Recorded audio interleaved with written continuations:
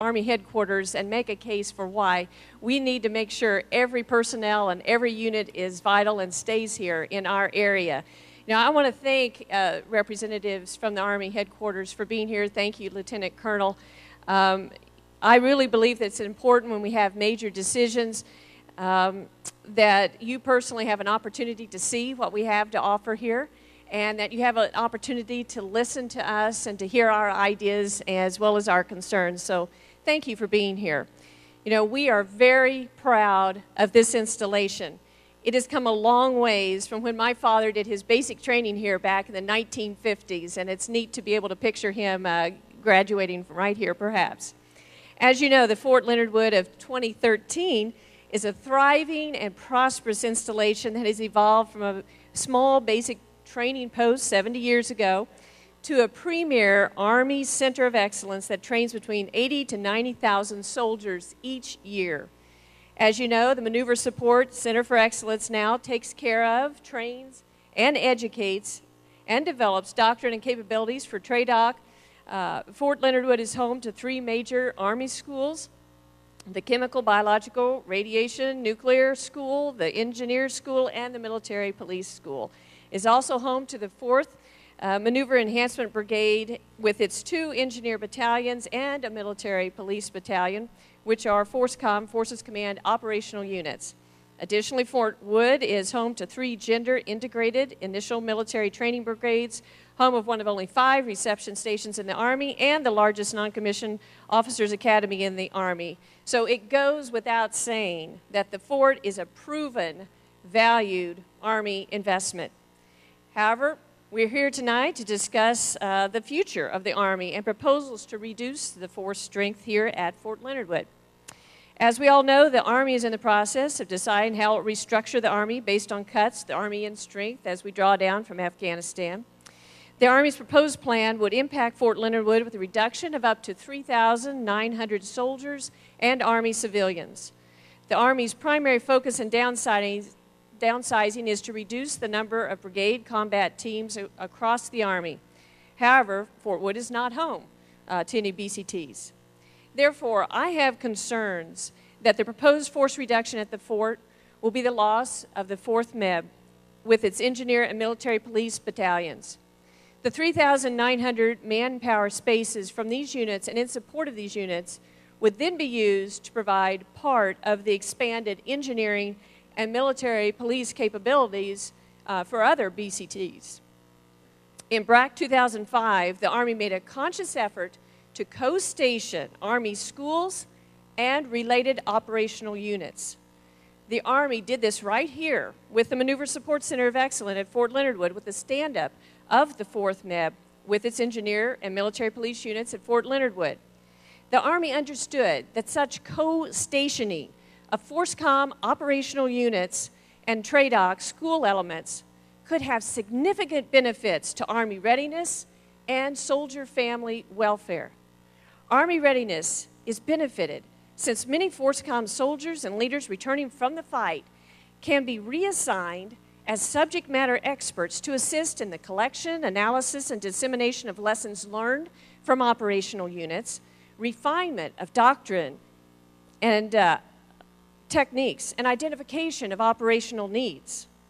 Such reassignments can be made without a permanent change of station for the soldier and his/her family at a time when the soldier and family are in the process of rebuilding and rebonding.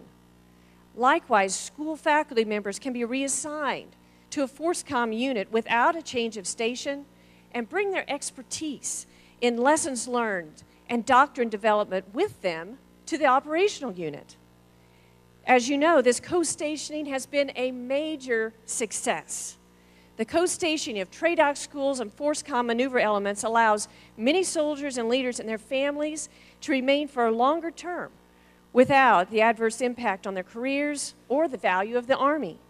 A soldier and his/her family now remain twice as long as previously. Divorce rates, domestic violence, and mental health issues are reduced. In addition, permanent change of station costs are reduced, and we like that. If this is the decision of the Army, and if this is what they're going to do, Why would they want to move away from such positive trends and success stories? As you know, BRAC 2005 provides a number of examples of the Army making a conscious effort to co-station Army schools and related operational units. For example, the Armor School was moved from Fort Knox to Fort Benning, and the Maneuver Center of Excellence was created there. The Army also did this with the Fire Center of Excellence at Fort Sill. Both field and air defense artillery operational units are co-located with the schools at Fort Sill. Similar synergistic relationships exist at Fort Bragg, Fort Gordon, Fort Lee, and Fort Rucker. With the retention of the 4th Maneuver Enhancement Brigade at Fort Leonard Wood, the Army would have the option of designating the 4th MEB as its primary asset for domestic response in support of NORTHCOM. Fort Leonard Wood is strategically positioned to provide west of Mississippi support to any major New Madrid earthquake event and to any other man-made or natural disaster in the Midwest. It is also able to respond to coastal disasters or natural disaster in the Midwest. It has a strong relationship with the Missouri National Guard, the Guard Bureau, and the Army Reserve.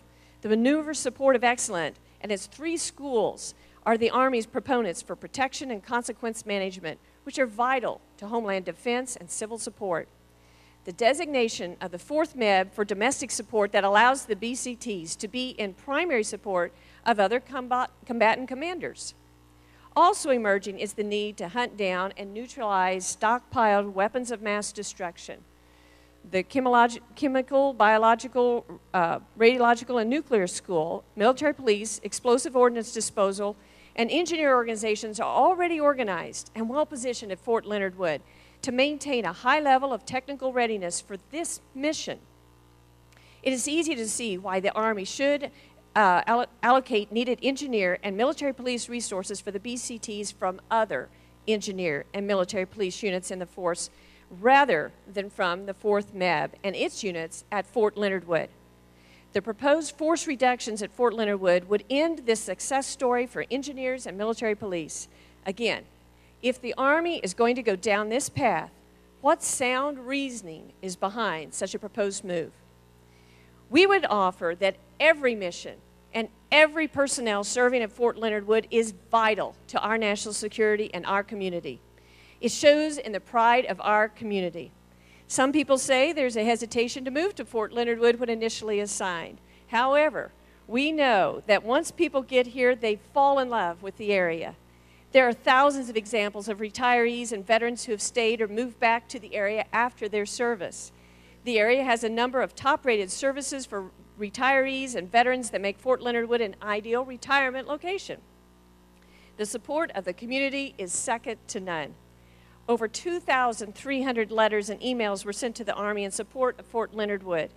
This level of support was nearly unmatched.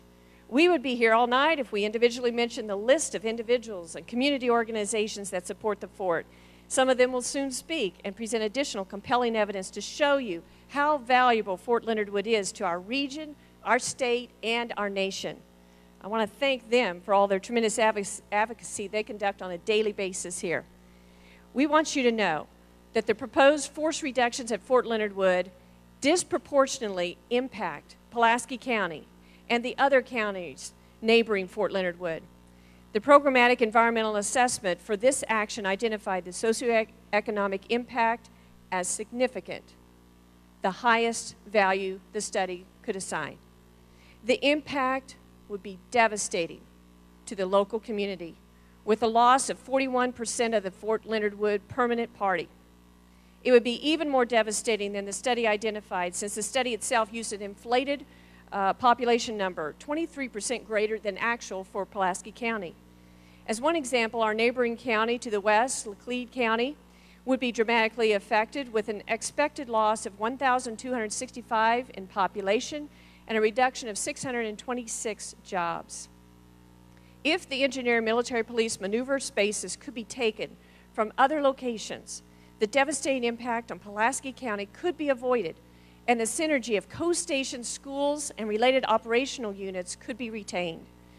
The allocation of engineer and military police maneuver spaces from other installations would adversely affect other locations, but not to the extent of taking the 4th MEB and its battalions from Fort Leonard Wood. Therefore, I ask you to give your most serious consideration for choosing the no-action alternative and retaining the 4th MEB here at Fort Leonard Wood, while considering designating the 4th MEB as the primary asset for domestic response in support of NORTHCOM. It would be wise, a wise use of personnel, of resources, and of our collective mission to keep America safe. I look forward to working with you in the coming months and years to ensure the Pentagon and our men and women in uniform have the resources they need to provide for the common defense. So thank you for listening to our concerns. Thank you for considering our suggestions. God bless.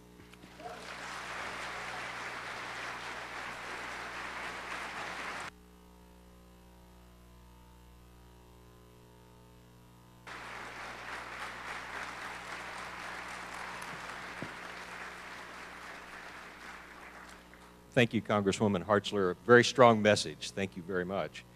Next, I'd like to introduce representatives of our 2 United States senators. They were not able to be here this evening, but they have very able representatives. First of all, I'd like to recognize Mr. David Rauch, who is the District Director in Senator McCaskill's, U.S. Senator McCaskill's Southwest Missouri office. David, would you stand up?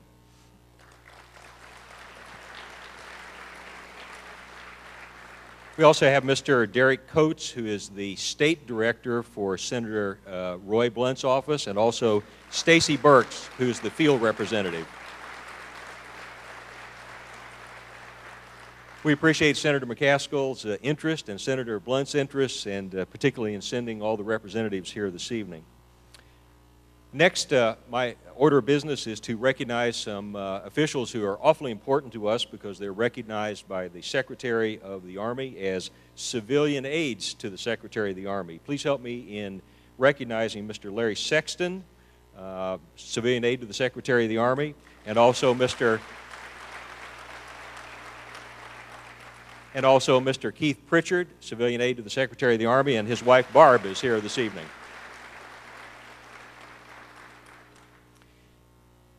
Next, we have some state officials here who will say a few words to us. First of all, I'd like to call on Sarah Parker Pauley, who is Director of Missouri's Department of Natural Resources. Director Parker Pauley.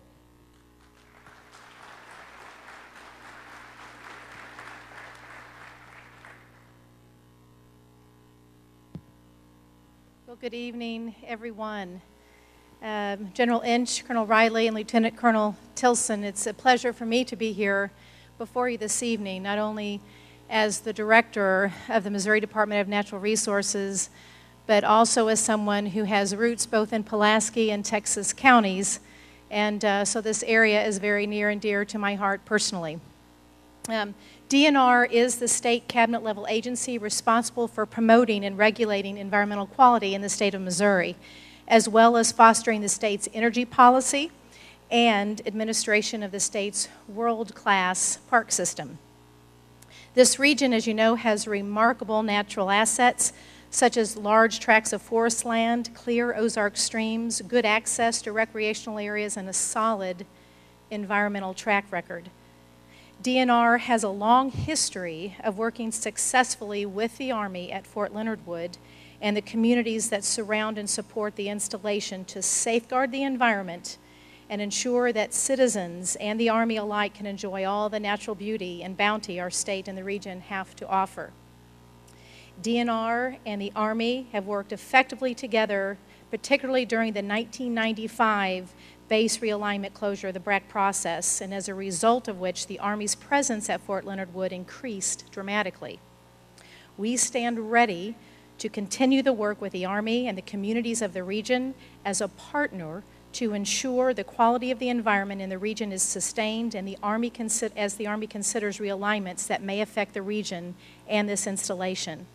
We particularly look forward to maintaining an active and ongoing dialogue with the Army regarding future opportunities for Fort Leonard Wood. Thank you so much.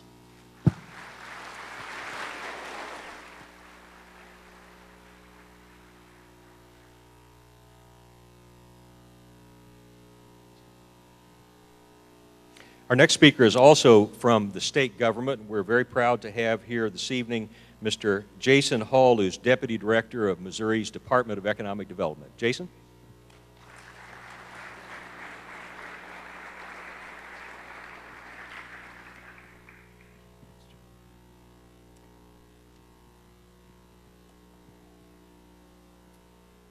Brigadier General Inch, Lieutenant Colonel Tilson, and members of the community. My name is Jason Hall, as Joe indicated, the Deputy Director of the Missouri Department of Economic Development, and it is great to be back here at Fort Leonard Wood today. And as was mentioned earlier, what an impressive crowd. I think the turnout here today says a lot about how this community supports our national defense, supports this installation, in the seriousness of the partnership we intend to maintain in the days and years ahead. My department, the Department of Economic Development, is a state-level cabinet agency responsible for economic development, workforce development, community development, and tourism in the state of Missouri. We administer a variety of programs and are responsible for state policy to enhance our already excellent quality of life in the state of Missouri, to build strong communities, attract capital investment, and create career-supporting job opportunities for our citizens. I'll highlight a few items. Through our Workforce Development Division at my department, we support a wide range of job training programs, including specifically those that work with our veterans and military spouses, such as our Show Me Heroes program, which is matching willing employers with those that are returning from theater so that they've got the opportunity to go first in line to find a job when they return. Through our Missouri Technology Corporation, we are deploying funding to support and enhance research and development in the commercialization of new technologies in 5 targeted areas, including specifically our national defense and homeland security technologies. We're also committed to expanding our STEM education, science, technology, engineering, and mathematics in our excellent school system throughout the state, and are going to continue to support efforts to build stronger regions and partnerships, including the emerging Tech 44 corridor, stretching from St. Louis to Joplin, and we proudly state when I am anywhere around the country or around the world that Fort Wood is a part of that corridor, integral to growing and supporting technology businesses and advanced manufacturing opportunities up and down this corridor. In fact, just prior to this event, I came down from Vichy, Missouri, where I was proud to join with Brewer Science, a company that's making a $20 million investment in a new state-of-the-art high-speed manufacturing facility and bringing new job opportunities to Phelps and Marys County. And Brewer Science has been a strong partner, like so many of those other technology firms along that I-44 corridor, has been an incredible partner to the Department of Defense in protecting our nation's borders with the ideas that come and are produced by Missourians. My department also includes, and I personally serve on, the Military Preparedness and Enhancement Commission, which is a governor-appointed commission jointly with our legislature and our military that is responsible for building and maintaining a successful relationship with all of our military installations in the state of Missouri, our uniformed personnel and their families, the Missouri National Guard, our defense contractors, and our veterans and their families. I'd like to also specifically recognize in the crowd Mike Dunbar here from this community, who serves very actively on the impact. Mike, thank you for your service to the state and to our national defense. And under Mike's leadership and others on the commission, we recently produced an economic impact study that talks about and studies and quantifies the impact of defense spending in the state of Missouri, including, of course, specifically Fort Leonard Wood. And you're going to hear more about the impacts from that study a little bit later on in the program today, but it talks about the role of Fort Leonard Wood very specifically and provides specific factual evidence about the role of this installation in this region's and in this state's economy, and that information is available to all to help articulate the critical role that Fort Leonard Wood plays in this community. On behalf of Governor Nixon, my department, the Department of Economic Development, we look forward to continuing to stand with Fort Leonard Wood and the communities that are impacted by this installation and in this region, and being a strong partner with the U.S. Army as you're making decisions critical to your future and our nation's defense about force structure and the opportunities for growth and continued development at Fort Leonard Wood. Thank you very much.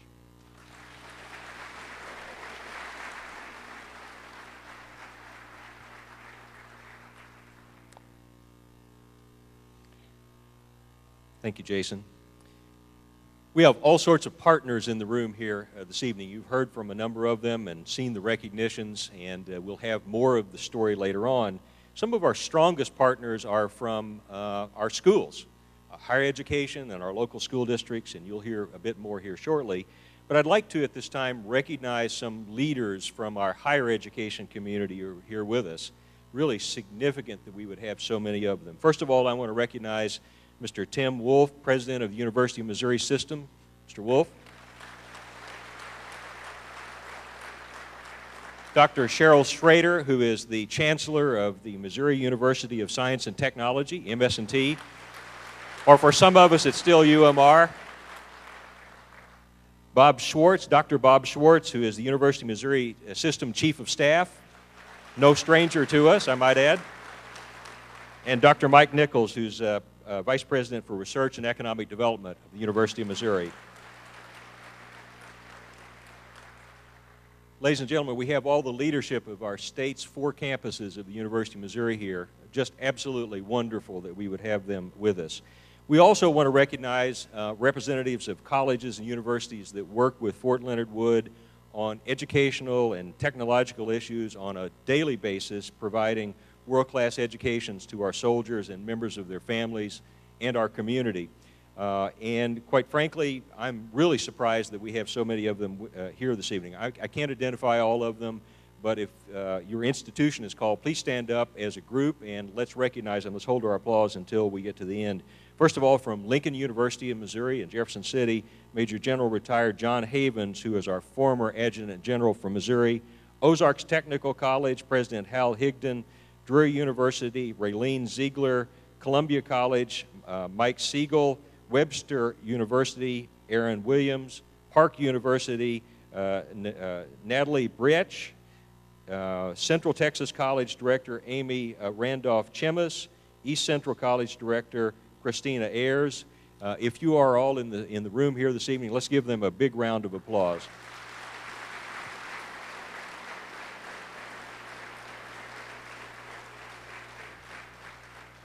I told you mine was a hard job. I have to introduce a lot of people here, but great attendance this evening. And then finally, certainly not least, I want to recognize about 30 students we have here this evening watching their government at work and respecting the Army's processes. Lieutenant Colonel Tilson, respecting the Army's processes is something we'd like to get over to you, and certainly they're here learning about it. Would students from the following groups please stand up, and again, we'll recognize them at the end. Student Government, Skills USA, FFA, DECA, and Junior ROTC. Let's give them all a big hand.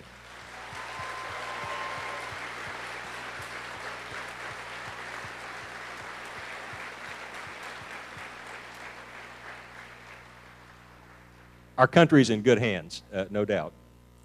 Well, at this time, I'm going to help try to tell the community's story. That is the counterpart to General Inch to the wonderful story that you told earlier with your command brief. Hopefully it will be as good. I think we have a good story to tell. So I understand that there is someone actually controlling slides over here in the corner. Ma'am, thank you. If you would go to the first slide, I would appreciate it. Our agenda here this evening, and I'm going to go